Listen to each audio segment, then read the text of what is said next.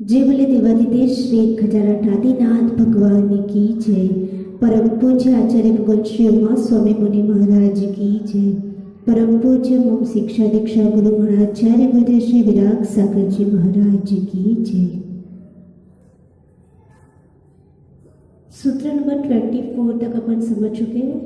आज सूत्र नंबर 25 और 25 से लेकर 6 सूत्र है वो बहुत ही नया कॉन्सेप्ट है और उसमें ट्रांसमाइग्रेशन प्रोसेस पूरी उसमें एक्सप्लेन की है आचार्य महाराज ने। बहुत ही इंटरेस्टिंग टॉपिक है। सूत्र नंबर 25 उसमें एक जीव का यहाँ से मरण होता है और दूसरी गति को जो प्राप्त होता है उसके बीच में कौन सी स्थिति बनती है, राइट, कैसी सिचुएशन बनती है, कैसे ट्रांसमाइग्रेशन प्रोसेस वर्क करती है, वो अपने को दिखता तो है नहीं, फिर कौन बताएगा।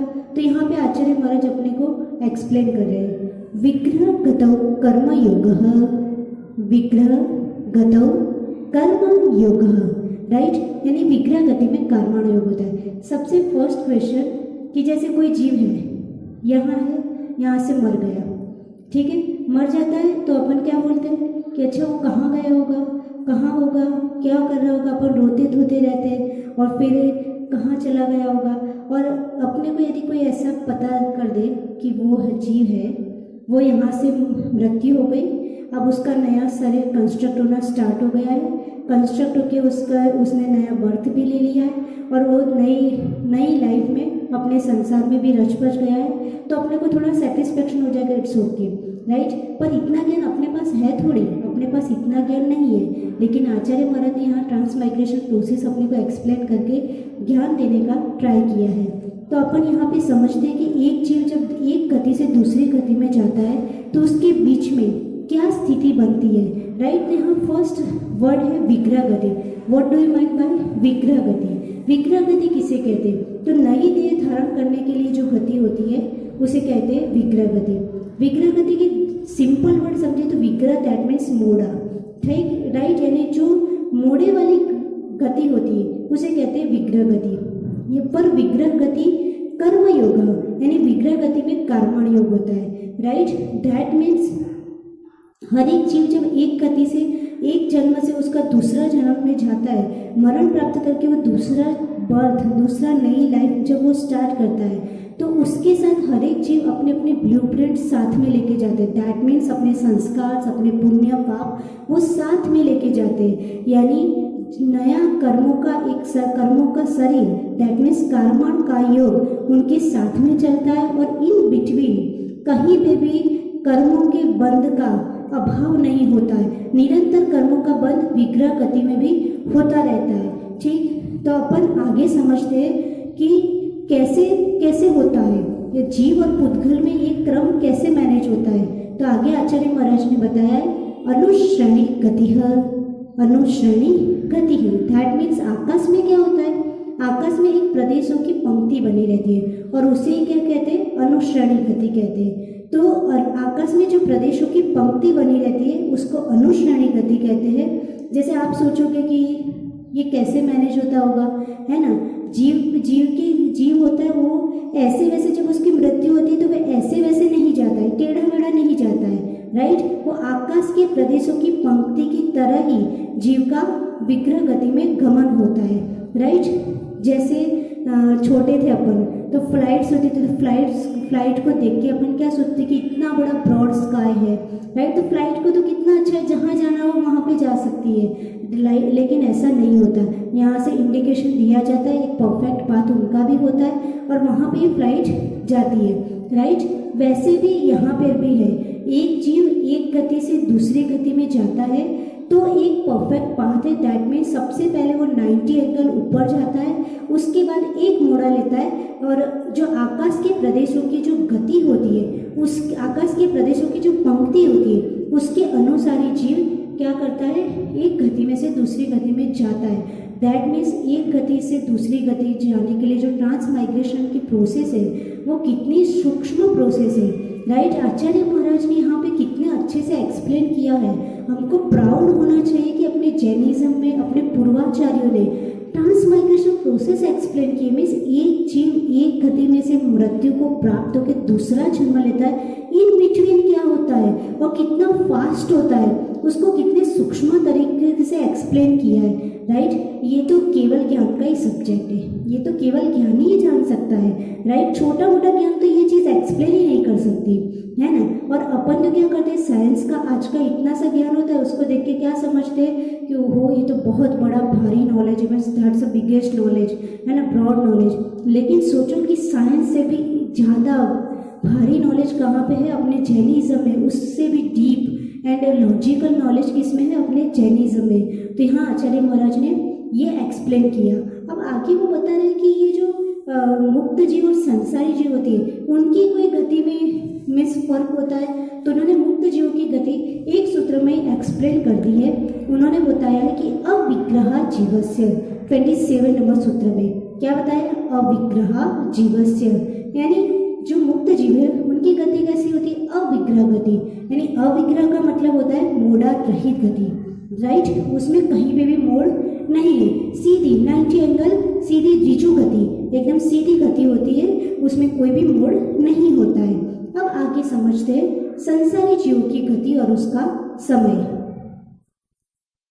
विग्रहवती च संसारिणः प्राक् चतुर्थ्यः, सॉरी थोड़ी मिस्टेक, विग्रहवती च संसारिणः प्राक् चतुर्भ्यः, विग्रहवती च संसारिणः प्राक् चतुर्भ्यः, राइट।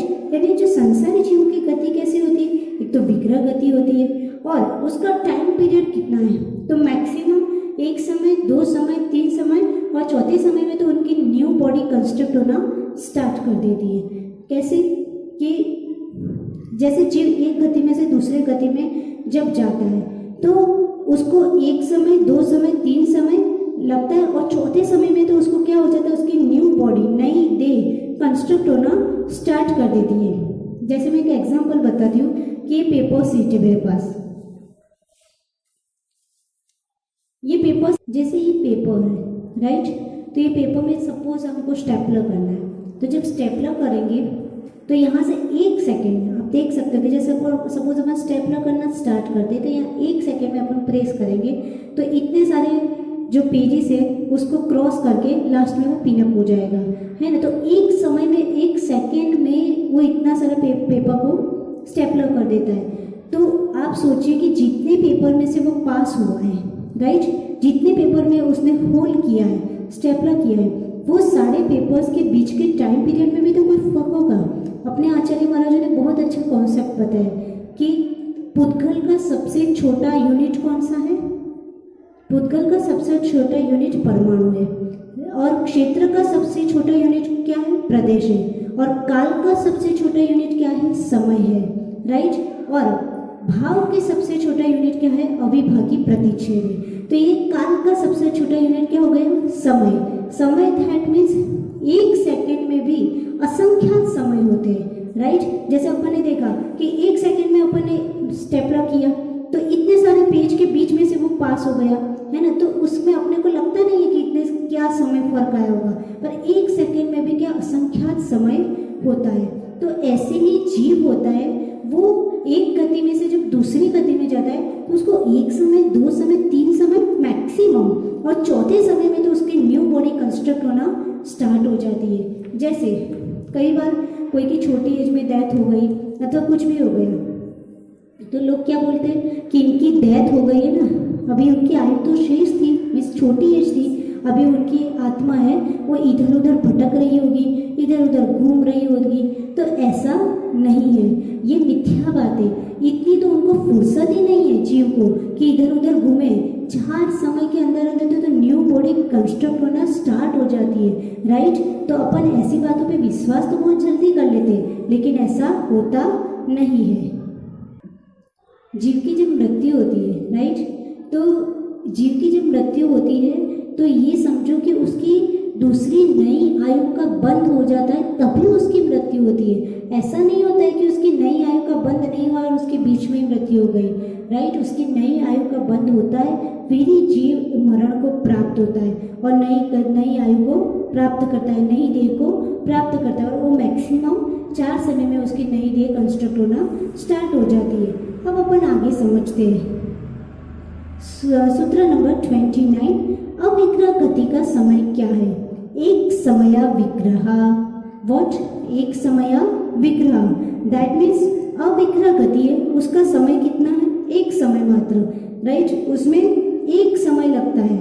और अब विग्रह गति में आहारक और अनाहारक की क्या अरेंजमेंट है वो आगे बताया है। एकम द्वौ त्रीन वानाहारकः, एकम द्वौ त्रीन वानाहारकः, दैट मीन्स जो विग्रह गति में जीव है उनको विग्रह गति में 1, 2 और 3 समय लगते हैं, वो है ना, तब तक वो अनाहारक रहते और चौथे समय में जाते वो आहारक हो जाते। जैसे यहाँ आगे था ना कि 3 समय मैक्सिमम, चौथे समय में उनकी बॉडी कंस्ट्रक्ट होना स्टार्ट हो जाती है, वही कॉन्सेप्ट यहाँ पे है कि उनको 1, 2, 3 समय तक वो अनाहारक रहते हैं, चौथे समय में जाते हैं वो क्या, उनको वैसी फुदकन वर्गणाएं वो एटमॉस्फेयर में से गेट करना स्टार्ट कर दे, जिसके कारण उनकी न्यू बॉडी कंस्ट्रक्ट होना स्टार्ट हो जाती। 1, 2 और 3 समय तक वो कोई भी प्रकार की फुदकन वर्गणाएं यानी कोई भी प्रकार का आहार वो एटमॉस्फेयर में से ग्रहण नहीं करते। आहार का मतलब ये नहीं कि रोटी सब्जी डोसा इडली, नो, आहार का मतलब ये है कि उनको जो नई बॉडी कंस्ट्रक्ट करने के लिए एटमॉस्फेयर में से जो पुद्गल वर्गणाएं ग्रहण करनी होती है वो 1, 2, 3 समय तक वो नहीं करते, वो चौथे समय में क्या कर लेते, वो पुद्गल वर्गणाएं ग्रहण कर लेते हैं, दैट मीन्स आहार को ग्रहण कर लेते हैं, दैट मीन्स उसको आहारक कहते हैं। बाकी वो 1, 2, 3 समय तक वो क्या रहते हैं, अनाहारक रहते हैं। ये कॉन्सेप्ट मीन्स 6 सूत्रों में आचार्य महाराज ने पूरा विग्रह गति का कॉन्सेप्ट ट्रांसमाइग्रेशन प्रोसेस को एक्सप्लेन कर दी, राइट? ये कितना अपना सौभाग्य है, कितना पुण्य की बात है कि आचार्य महाराज ने अपने लिए कितना अच्छा 6 सूत्रों में उन्होंने पूरी ट्रांसमाइग्रेशन प्रोसेस को कि एक जीव यहाँ मरता है, दूसरी गति को प्राप्त करता है, दूसरे में जन्म लेता है, उसके बीच में क्या क्या स्थिति बनती है, कितनी फास्ट प्रोसेस होती है, उसको कितना इजीली 6 सूत्रों में उन्होंने एक्सप्लेन कर दिया।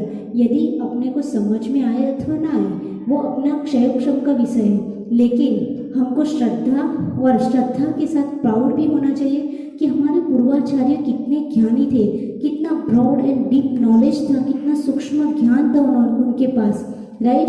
कि उन्होंने इतनी सूक्ष्म बात को भी कितने अच्छे से एक्सप्लेन कर दिए। हमको समझ में आए अथवा ना आए, लेकिन यदि हम श्रद्धा करते, गौरव मानते, तो वहाँ से ही अपना सम्यक दर्शन बढ़ना, इंक्रीज होना और प्राप्त होना स्टार्ट हो जाता है, राइट? तो हमको इस बात का प्राउड होना चाहिए। बहुत ही इंटरेस्टिंग कॉन्सेप्ट था। अब आगे जन्म के जो भेद है अपन फिर कभी समझेंगे। जय बोलिए घनाचार्य गुरुदेव श्री